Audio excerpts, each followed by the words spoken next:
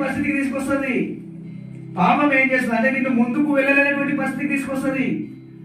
నువ్వు ముందుకు వెళ్ళలేని జీవితంలో పాపం నీ లోపల ఉంటే అదేం చేస్తుందంటే ఒకే చోట స్థిరంగా ఉంచుతుంది. నిన్ను స్థిరంగా ఉంచుతుంది అంటే ఆ పాపంలోనే నువ్వు స్థిరంగా ఉంటావు. కానీ మనిషిని ఒకే చోట ఉండలేవు. నీ మనసు మాత్రం అదే విధంగా ఒకే విధంగా బంధింపబడి ఒకే చోట ఉంటది. కానీ మనిషి మాత్రం ఒకే స్థలంలో ఉండలేవు. 5 నిమిషాలు నిలబడమంటే 6 నిమిషం అటు వెళ్దామంటావు. అటు వెళ్ళాక మనశ్శాంతి ఉండదు. మళ్ళీ వేరే చోట వెళ్తావు, అటు మనశ్శాంతి ఉండదు. వేరే చోట వెళ్తావు, అటు నెమ్మది ఉండదు. వేరే చోట వెళ్తావు. తిరిగి తిరిగి తిరిగి ఎక్కడ వస్తావు? ఉయ్యాల ఊగి ఊగి ఆగుతుంది, కట్టగానే ప్రారంభించగానే ఆగుతుంది. నీ పరిస్థితి అంతే. ఇతనికి ఏ విధంగా పక్షవాతం వచ్చిందంటే పాపమును బట్టి వచ్చినటువంటి పక్షవాతం.